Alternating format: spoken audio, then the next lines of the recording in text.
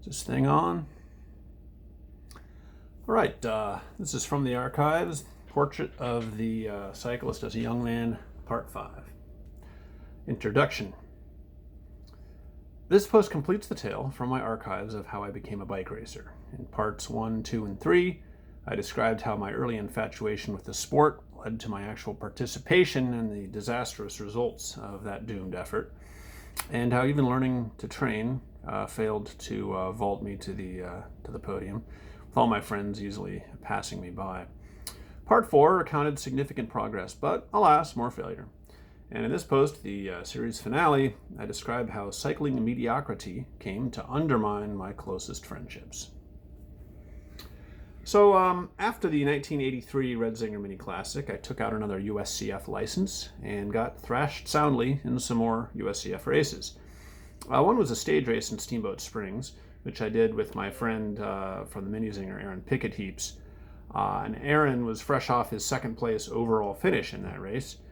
And in the Steamboat Springs road race, he got fourth, which was pretty awesome. And in fact, he beat my old friend John.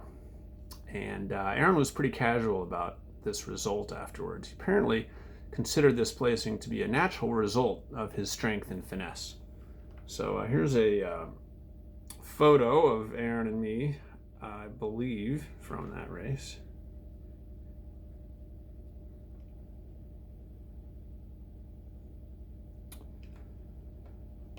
So to certain USCF racers, like my friends Nico and John, who made no effort to hide their contempt for the Mini-Zinger, Aaron's attitude seemed audacious.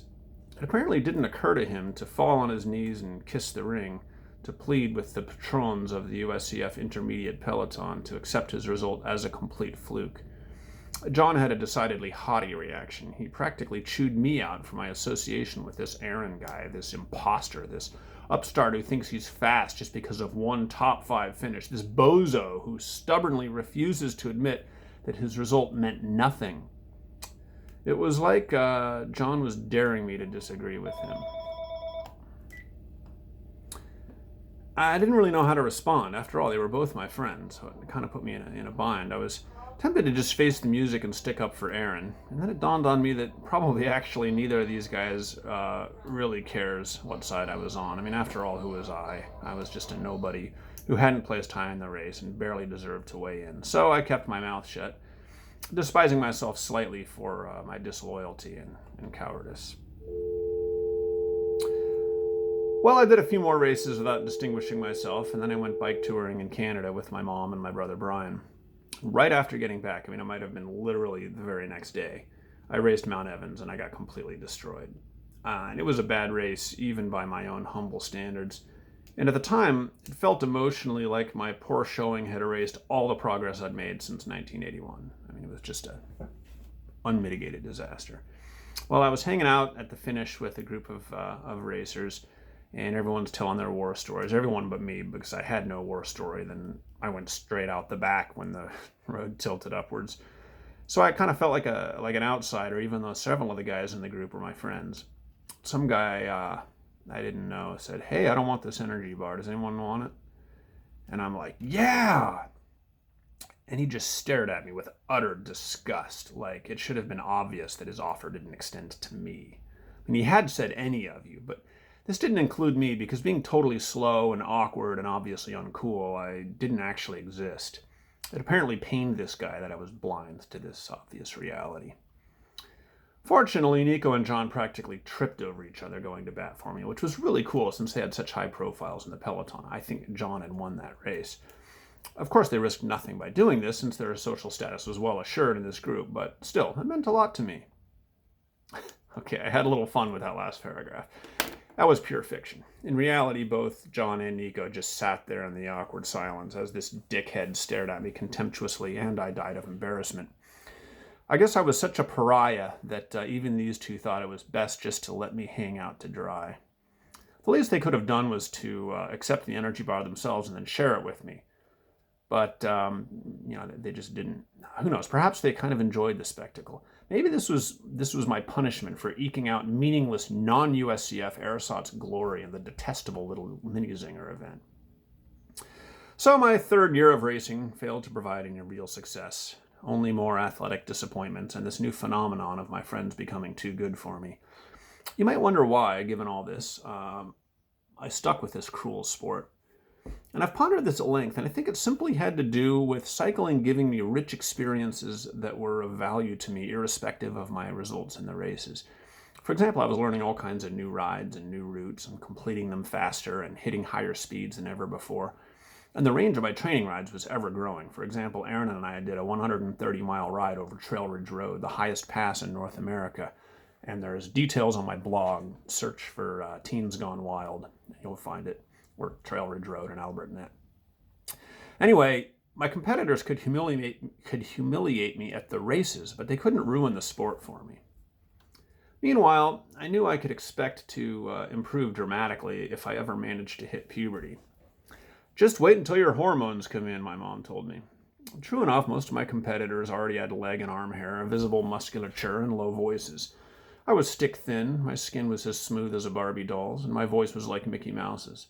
It seemed like a pretty good idea to keep at this, knowing that Mother Nature still had something in store for me, a magic bullet that I'd one day get, which my competitors had already used. As for the social aspect, I had a few good reasons to cut my friends some slack. We were of junior high age, after all, when kids are like desperate free-floating atoms hoping to glom onto the right molecule, lest they get dragged into some distasteful compound. You take a talented, charismatic guy like Nico. He was a respectable element like carbon. Diamonds are made out of this stuff. He felt he could be part of something cool like steel. Perhaps he saw me as a much less substantial and more common element like hydrogen. And if carbon mixes with that, you get stinky methane. So I doubted my friends really begrudged me my athletic shortcomings, per se, rather because I wasn't fast and thus lacked the social confidence that would have gone with that, and I was a social liability. Nico and John were still fairly new to this USCF cohort, and you could never be too careful. Now, acknowledging this was one thing, but I wasn't going to suck up to them. Bike racing was supposed to be a rebel sport anyway, right? All the ball players shunned us. Why mimic their snobbery in our own little pond? So instead of falling in line and subordinating myself to my friends, who had been my social equals after all, I went my own way. I'll share two recollections that illustrate this. First, in the spring, I got a new helmet. My old helmet was destroyed when it was run over by my mom's car. How the helmet came to be placed right behind the car's wheel was never explained. At the time, I was pretty sure one of my brothers was involved. My mom was good and pissed off, but being a mom, dutifully drove me to the bike shop for a replacement helmet. Alas, they were out of the Bell Biker, which was the old standby worn by virtually everybody in those days, the outliers being the occasional skid lid or Bell Preem. All the shop had was the new Bell Tour Light, which was supposed to be fancy, but was actually the nerdiest looking helmet Bell ever made. It had sharp-edged, narrow vents and a dopey-looking visor that extended about 1.5 inches and was made out of tinted clear plastic. I'm going to show you guys what this awful helmet looked like. Sorry for the technical difficulties. Somehow my phone's going to sleep. Okay, here we go.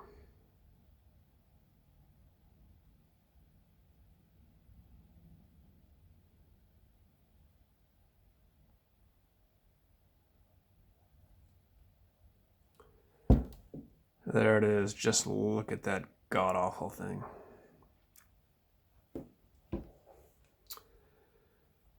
Plus, and the name of this helmet was Tour Light. It had tour in it. And everyone knew that tourists were major dorks.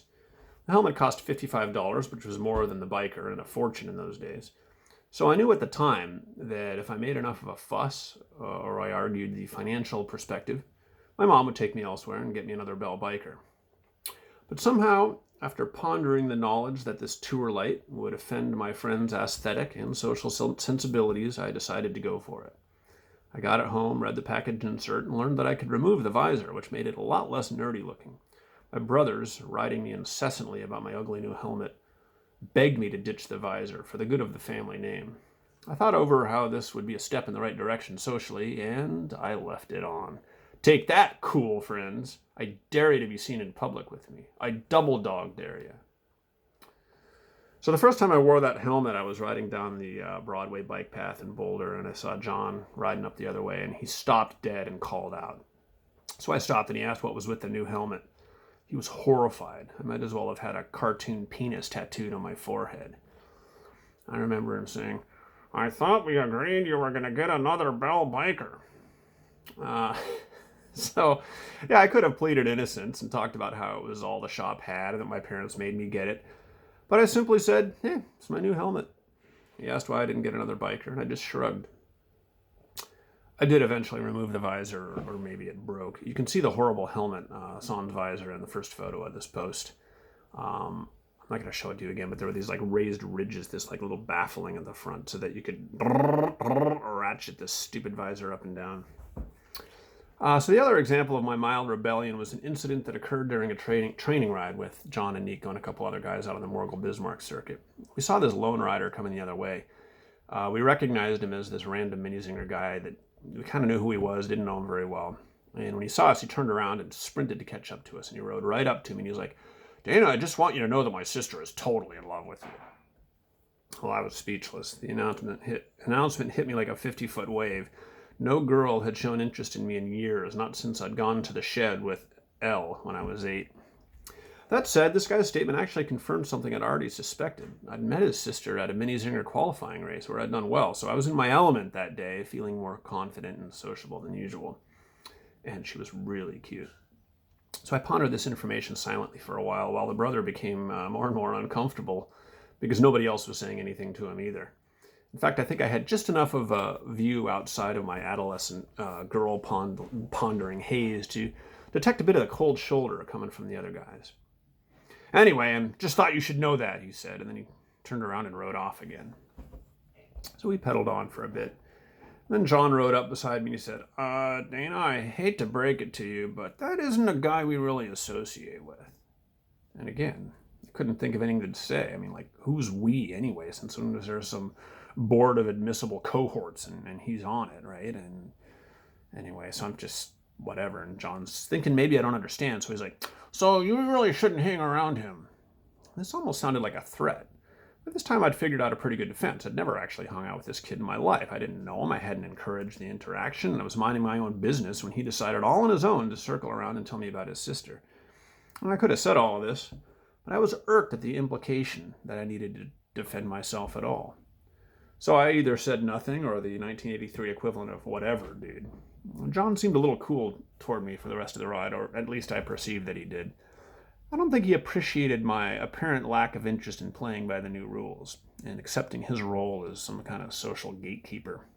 Maybe he thought I was being insolent, refusing to accept his dominant position in our pecking order. Certainly he saw me as drifting dangerously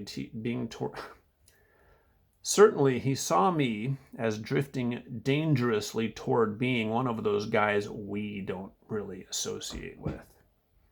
Well, in fact, I was drifting in that direction. So how far did my drift take me? Well, it's true that John and Nico associated with me less and less. It was perhaps fortuitous that John and I went to different junior high schools, so he never had to decide whether to be seen with me there. Nico kept me at arm's length and even explained his position, which was that I was just a bit of a social outcast. That was the term he used. It became kind of a running joke between us, but I was the butt of it. He was a year ahead of me, so in the fall he was no longer at the same school anyway. Now, was he a big man on campus? Not that I could see, but then I didn't fancy myself an expert. So the next year, this is fall of '84, I headed off to high school where John would once again be a classmate. And we completely ignored each other there, which was weird since we'd been friends since first grade. We literally never even greeted each other in the hallways. We still rode together occasionally. On one such occasion, I lamented the erosion of our friendship. John replied, "Hey, we're still friends. You're like my confidant."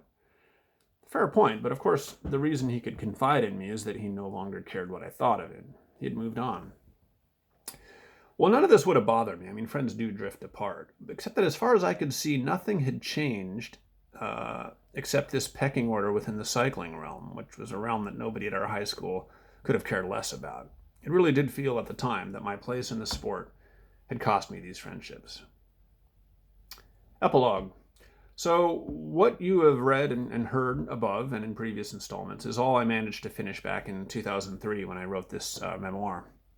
After that, I kind of ran out of steam and felt like the tale was just getting depressing. Notably, things got a lot better after my 4th year, but it just wasn't a tale I ever felt compelled to tell. Well, now it's time to give you the rest of the story, lest you come away thinking that this sport broke me. That is not the case. In fact, it's truer to say the sport made me. So I kept racing. The next year, 1984, was a disaster. I was a bit distracted by my parents' divorce and changing schools, but I basically stayed at it, doing my first all-USCF season. And then in 1985, miracle of miracles, I finally hit puberty. And suddenly, all those miles I'd put in over the years suddenly paid off. It's like I'd spent 4 years winding up this big spring, and then suddenly it sprung. Lo and behold, I was pretty fast. So I returned to the mini classic circuit. It was now a 3-stage race series, and I started making the podium regularly. I became friends with the guy who won the mini zinger. That was Peter Stubenrauch, and he remains one of my closest friends. We still get together for epic rides. You can read about them on my blog. And Pete went on to race on the national team. He raced the world championships. He was a pro. I mean, he really went far in the sport. So I finally found success in the USCF ranks as well. I won a race in '86 and another in '87. And no, not everybody was at these races, but hey, I'll take it when I can. And they were legit. Collegiate racing went even better, both in terms of results and the friendships that I made. And after graduating and joining the workforce, I've continued to race here and there, and I never stopped riding. And for the last 5 years, I've coached high school mountain bike racers in the NICA program. So I'd never had specific goals for this sport. I'm not a big goals guy in general. You can read that essay on my blog, The Importance of Goals Debunked. But setting aside the god-awful, slow, and frustrating start you've so patiently read or heard about, cycling has been very, very good to me, surpassing anything I ever could have hoped to get out of the sport. And actually, those frustrating first years were probably the most important ones of all. After making it through that much failure, I didn't have much fear, competitively, socially, or otherwise. So for me, cycling is not about winning races or being popular. It's about showing up, riding, staying fit, and never quitting. So in lieu of describing bike racing years 5 through 39, I'm going to show you some photos and give you a little background on them. So,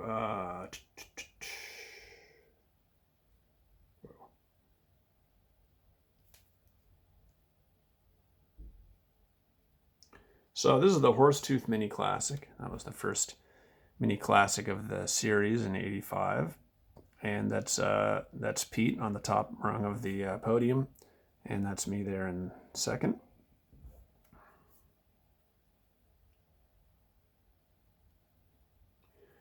This is from the Mini Zinger. The Red Zinger Mini Classic, I should say. This is the NCAR time trial stage. And so that's Pete again on the top of the podium. There I am in third. Second place was David Anthus. He went on to win the, what year was it? '89 Collegiate National Championship road race. This is kind of a funny story. His dad told him if he beat me in this time trial, that he would take him up to Wyoming to buy fireworks. And it worked. He beat me in the time trial. So here's another stage of the Red Zinger Mini Classic. This is the old stage road race. Once again, that's Pete on the top tier, me on the second. That's David Anthus on the third. And that purple jersey I'm wearing was the King of the Mountain jersey. Pete actually owned that jersey. I mean, he had the most points, but they wanted all the jerseys represented out on the road, so I got to wear it. Okay, and then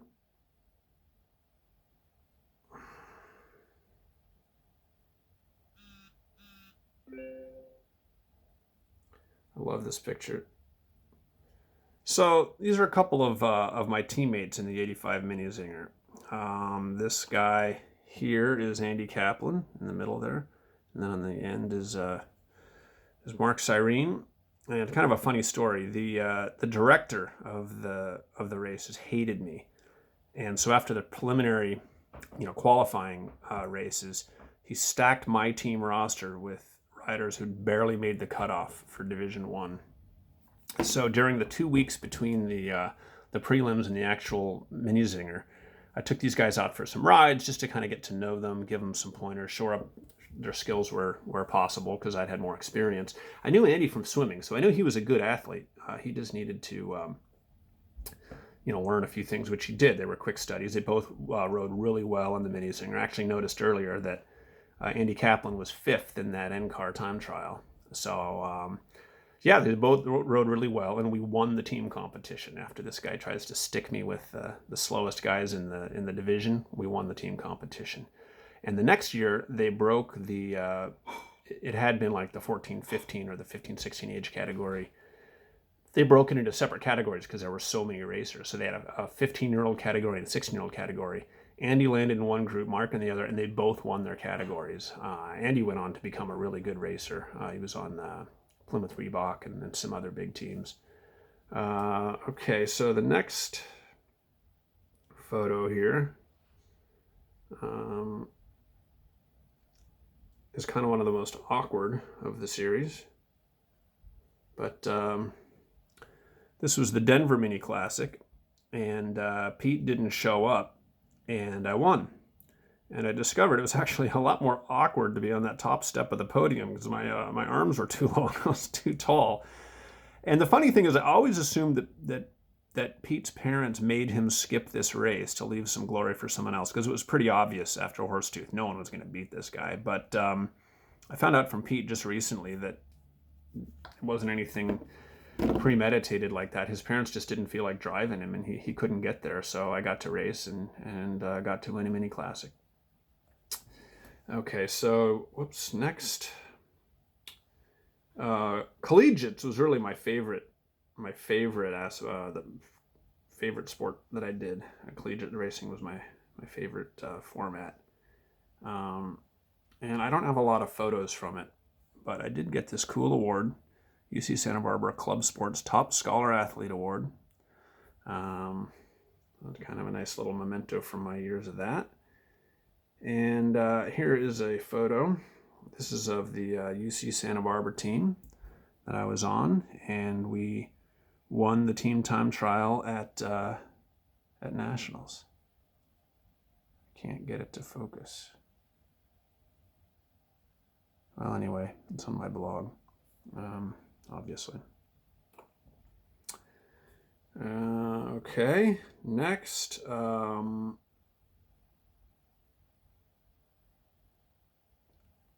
This is a photo of me at the 2006 La Marmotte Cyclist Sportif in France. This is the penultimate switchback on Alpe d'Huez.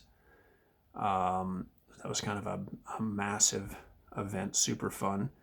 And you can read about the 2003 and 2006 editions that I raced in on my blog. Here's a fun one. This is from 2018. Where an early season casual mountain bike race, I managed to make the podium, which is kind of novel. It had been 27 years since I stood on a podium, and that may be the last chance that I have, but that was pretty cool. That is the podium for anything on an individual basis, but this is quite cool. This is the Albany Cougars team. I was head coach in 2018, 2019, and we won the Division II title for the whole season.